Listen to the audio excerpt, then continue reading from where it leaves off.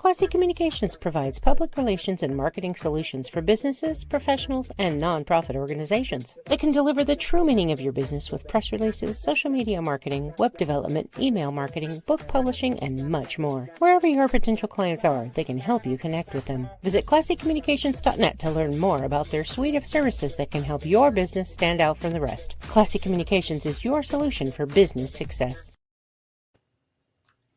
G'day, everybody. Today we have a great time with my guest, whose name is Lisa Vasquez, and she has got a lot of fabulous stuff to share with us. G'day, Lisa. Hi. Well, thank you so much for having me on this journey. This is very exciting, and I'm excited to have this conversation with you. Oh, so are we. We're going to learn a lot from you today. All right, first things first, I want to know, I know it's a journey for all of us, but how did you actually step onto this path of sharing this incredible information? So this all came a part of a long journey in radiology. I started my career in radiology back in 1980, and I've seen a lot of women in pain behind closed doors throughout that journey. You know, women were 30 years older than me. They were 50, I was 20 doing their mammograms. So you hear stories nonstop. You go through history sheets and it's a continuous story. So you keep hearing a lot of repetition and problems and issues and things that are happening in women's life. So they were able to teach me a lot. And without even knowing the tools and education they were actually providing for me to capture as a basket of research. And this brought so much to me to empower women with. And so this is where it all started back when I became a radiology tech in 1980. Well, I bet you've seen a lot of stuff. Wow. And a lot of it very sad, I would imagine. Yes, very challenging, very challenging. Yes, there's a lot. And you know, to be so young and to see so much in that world, it was very interesting and very educational and empowering because of the women and how they approached it, how they persevered through it, most of all, and what emotions and capturing the conversation of beginning the journey, walking through the journey, being in the journey, living through the journey, getting through the journey. It was all in different conversations. I mean, thousands of women every day. So you imagine like 25 women a day, one woman at a time. Back in the day, I had like 30 minutes per woman, you know, and today they only have like 7 to 8 minutes, you know, which is very sad. But back then I had time to create and learn. And this is where this all came from. Have you written any books on this subject? Well, I started a series, and it's called Girl in the Red, Your Hormones Are Showing. And this is my little book. Wait, we get to in the camera. And so the exciting part about this was the fact that after exploring this whole menstrual life cycle, and me myself, even though what I've gone through, at the timing of my life, I didn't know it was a hormone shift.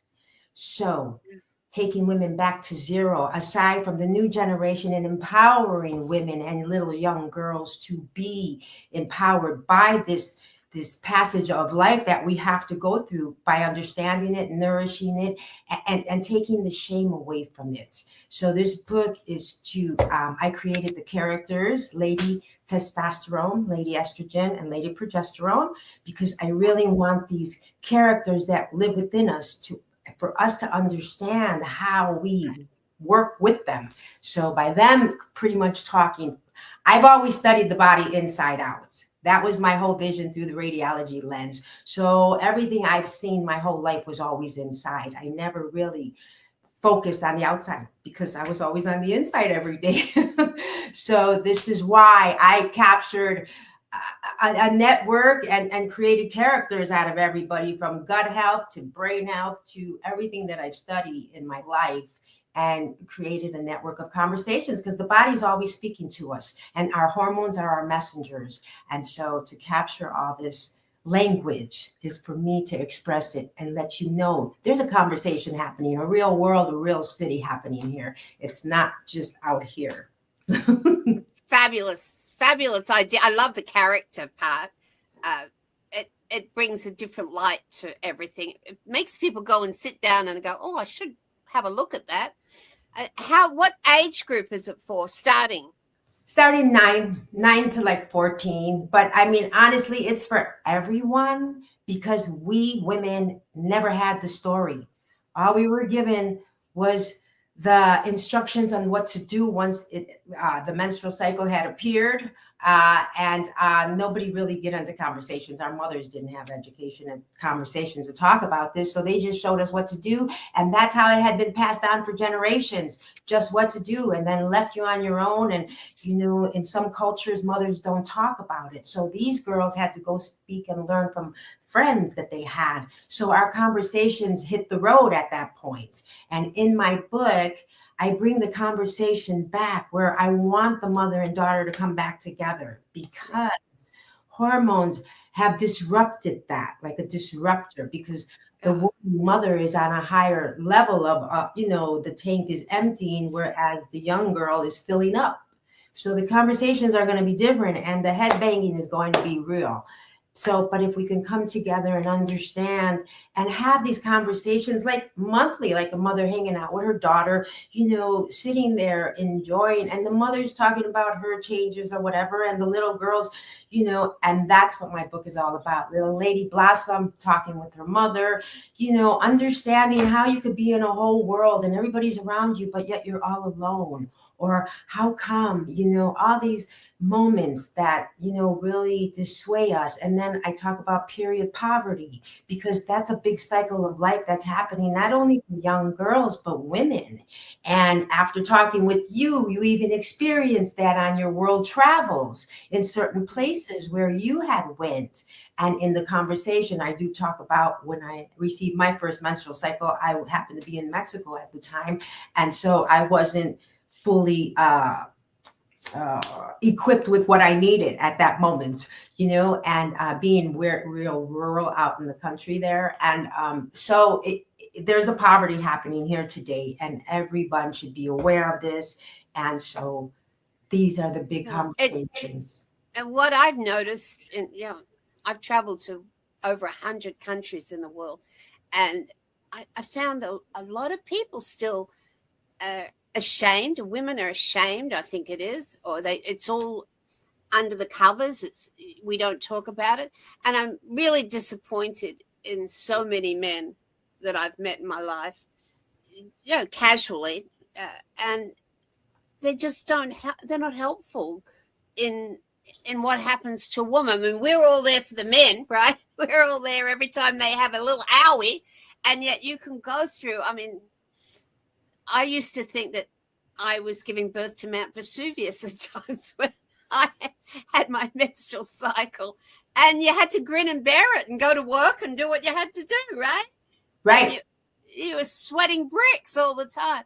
So hopefully manly men, I know a lot of the other kind of men are right into it in a different way, but it would be nice to have a partner in this for ourselves. And our children, my little granddaughter's 9 now, so she's just getting into it. Yes. See, and so another part of this book represents, I'm hoping that this next generation will have, because we have so many more girl dads today in our world, and they are stuck at this point when they turn 9 years old. And what do they do? What do they reach for? And again, and it wasn't men's fault, but because we barely knew anything about it, how would we be able to explain it to them? Women didn't know that our anxiety and our crying, because if you asked them why they crying, they didn't know. They couldn't say, oh, it's my hormones, or, so right away it was just blamed on the period. It was just knocked down as something bad. And so now that's the whole conversation that has to change, because we are a walking hormone, all of us. But men's, they don't activate and fluctuate the way ours do, but they have their issues, and theirs show up later in their years of life. But for women, Yes, for men to really understand this is another big part of why I'm hoping the next generation will have more of a conversation. Say, my father sat there and read that book with me, and he taught me it. That's what I'm hoping. I'm really looking forward to that. Besides mothers coming together with their daughters, but men really, because this is so important for all of us, so we can communicate better, so we can have more peace in the home, so we can have more understanding at work, so we can have more relations of respecting that instead of blaming it. Oh, she's just in that mood because she must be wherever she's at in her monthly. They blame these things on you, but it's in a moment of empowering as you're changing into your super new you. Yeah, you're going to go through changes and have ups and downs, but the end process of it is how you come out of it nourished, in peace with yourself, and understanding and love. That self-care, most important. I totally agree. And here's myself, my granddaughter's grandmother, and I'm at the other end. And I tell you that idea, and I did a whole course on this when I was doing some college work, and the idea that you fall apart when you have menopause. That's it. You're discarded. You're like an old cloth that you use to clean the dust out of the house with, and aloha, you're out of there. And it's not so. I mean, I've had the best years of my life being free of not trying to scramble for a tampon and having those hormonal issues. And I can't put it down to anything more but freedom. It's just wonderful. And I think I'm totally a lady still, a female. I think I'm doing well. And I'm nearly 77. And I love my life now. I mean, I loved it always, but I don't have to worry about, yeah. When I was younger, you didn't go swimming, you didn't do this, you didn't do that. That's crazy. It's the whole thing is changing, and it's people like you that are doing it. Oh, thank you. Yes, because it is so important, and it is so empowering. When your hormones speak, that's the whole thing, that they're really speaking, and that's why they're giving you all these little signs of mood swings or things like that. But then again, it goes back to the nourishment also, because we're not trained and taught early that eating healthy and doing these things, no matter what we try in this world of education and trying to feed that table and create that plate and make it balanced, it's very hard with all this processed food looking at you and all this junk. But people think that grabbing that quick snack and doing these things is really beneficial, when honestly, in the long term and long run, the damage is being done every day, because there's no nutrients, no nourishment, no connection being made in the body. It's just a lot of body has to work harder to destroy junk that it wasn't made to destroy. You know what I mean? I mean, it's like trying to put crush an apple in something that's not a juicer, right? And that's what our body has to do with the processed food, because it's like, what do I do with this? It's giving me nothing. So it just stores it, throws it to the side, and it just grows and shows on us instead of balances and nourishes us and glows on us. I call that. Yes, I love that. Grows, right? Yeah. Glows and grows. I think, I'm big on nutrition. That's my whole life, sharing about nutrition. And we do a bad job in America. I mean, you can tell I'm from another country. And in Australia, we didn't have, how did you guess? and we didn't have that as even growing up. I didn't have all that fast food. And I've been here 45 years. I just told somebody just a few days ago, there are some fast foods here that were here when I came, and I've never been into the store. I don't even know what the stuff tastes like, because I grew up on good, nutritious food. And that's why I'm still here today. And the other thing here that I worry about is women just reach out for drugs all the time. I don't think it should be allowed on TV. I don't own a TV, but I know it's on there because I mind dogs. I see it when I'm over there. But the amount of drugs women take for things that they could easily have through nutrition. They could easily heal. And because again, there's another communication disconnection on that, because for women, we grew up thinking that we go to the doctor and they help take care of us. It's the other way around. We need to take care of ourselves and only go to them in the need of prescriptions or surgery or, a diagnosis of something. But it's not the nourishment and all that other stuff takes place with us first. The way we sleep, the way we eat, all that is our nourishment, our bodies. We all have a different, like a car, you know what I mean? We're all created different. We all have different instructions and we all eat differently. Growing up in the past years, our generations, everybody sat at the table, our families, right? Our sisters, brothers, and we all ate the same thing. Some of them got chubby, some of them stayed thin, some of them, were normal. But that's because we weren't all made for that same plate of food, but we all ate it. So we all fluctuated different ways, right? And that's what we have to understand today, that we have to find our balance and what brings the symphony and harmony together in our bodies, so that when we do go to the doctor, we're not going because of so many imbalances. I mean, we know that, to sleep, we just need to be sleeping. We need to put things away, stop the computer, shut things down, relax, meditate, relax our minds, do a brain dump, as they say, things like that. But we don't take the time. So it's easier to reach out and then a doctor will say, okay, I'll give you this to relax because it's just that time. And it's not just that time. It's that time for us to take bigger strides into looking for other ways to nourish ourselves. So where are you sharing all this information? How do people get hold of you?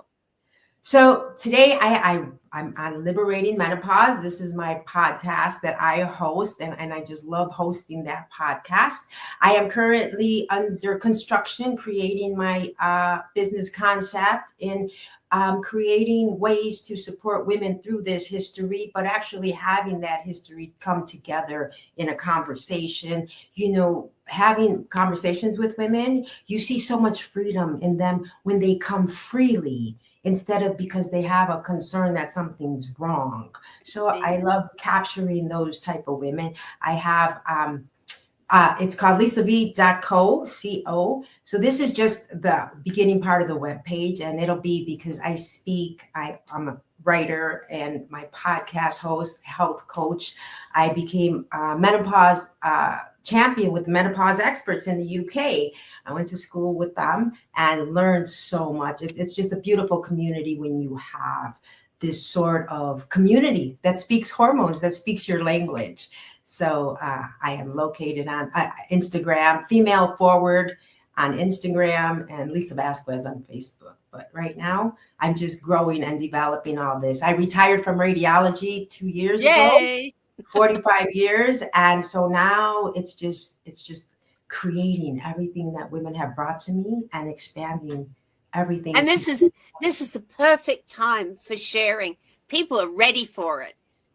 They're ready to go onto podcasts, go into Zooms, go into everything. I think COVID kind of taught everybody how to express themselves and listen to others via another technology. And I think you're going to have an enormous amount of people all around the world. And so many women need to open up their eyes, open up their heart, wake up. To understand, because a lot of people think that this isn't for them. They hear the word menopause and that scares everybody. That scares the hell out of people. And really, menopause, they think it's an age thing, and it's not. It can happen to a 28-year-old. So menopause has no age, and it's not a disease. It's not it's a deficiency in your hormones, and it's transition that our process of life in a woman's world goes through. But it shouldn't be scary, because as long as you're doing the job every day of your life, taking care of yourself, when you meet these roads, as you said, it's invigorating. It's a happy place to be. I'm 65, and this generation isn't our grandmother's menopause or anything like that. We're in the dance studios. We're working out. Medicare supports us with gym access and things like that. There's so much to thrive and strive for today in our world of the 60s. And it's just a beautiful, gracefully balanced. There's a place that I call Yeah, home. I'm looking now at ladies and gents, but there seems to be a lot of ladies that are over 100, and they're great. I mean, it's their minds, they look beautiful, yeah, older beautiful, not 20 beautiful. And I'm just so yeah, excited about that, because I'm going, like, I'm moving now from Las Vegas to Texas in 3 weeks, maybe 2 weeks, 2 weeks. And it's a big transition. I mean, I'm doing it all alone. I'm full of boxes here, but I don't have any of those stress or hormones, because I've learned how to deal with hormones. And I'm going, okay, I don't want to do this anymore. I'm walking out the door into the sunshine, and I'll be back in a minute. That kind of thing. It's a different way of looking at life. Exactly. But this is an education that we need to learn. I mean, at your age, you've got it, but how do we get it to get these young people? You know, it's all computers, it's all these fast things that nobody's bringing sentiment moments of, you know, peace in their world. It's just a lot of action fast. You know, we need to find that secret space to be in that relaxed place. Yes, because I mean that's a beautiful thing. That's exactly what we do when we know that, you know, the emotions are rising. It's, yeah, you have to stop, take that break, go breathe. I mean, yesterday it was such a beautiful breezy day. All I did was lay on the ground upside down, just looking up to the sky, enjoying the breeze, brain dumping, just looking up and just, you know, with no thoughts, just what's in the sky, just seeing the beauty, just watching the clouds clip and do what they do. But and it was beautiful, because that's, you have to do things aimlessly and just sit there and let the mind float out and let these things clear out. Yes, that was beautiful. I just told that to a client of mine yesterday. I had my last session with him, and I said, this is what I want you to do, because now he hasn't got me. I said, you can do all the things that I've done with you. You can do it alone. And if you need any help, call me. But this is, I said, the one thing is lie down outside under a tree in the sunshine and just take it all in and breathe and get those vitamins, all that health and life from the sun, and do these few exercises. I said, it'll make an enormous difference. I said, that's what I do. I don't go to anybody. I do it myself. Right. Yeah. Because we really do have everything within us. We just need to learn, you know, I mean, it's like our phones, you know, we get our phones, they come with so many instructions, but all we want to know is how to turn it on, where to take the pictures, how to do this and how to do that. But if we really looked at those instructions, and that's what we need to do for ourselves, because we have the book, we know. And if we don't, we meditate and pray and reach out to find more answers and connect to that higher self. You know, yeah. Well, that's what I'm doing. When I go to Texas, I've got a space. I've got 2.5 acres. I've got a space. I'm putting a meditation outside space. Wow. And one inside. And then I've got chickens talking to me just a little bit away. I'm going to make it all come together and start writing about how connecting with yourself as a woman, as a person, as a human, how it works. I think you're on the right track for all of this. And we need to tell our children. Luckily, my child has got a fabulous mother. Because that's what this is all about, right? And I call that I go to connect with nothing so that I can connect to everything.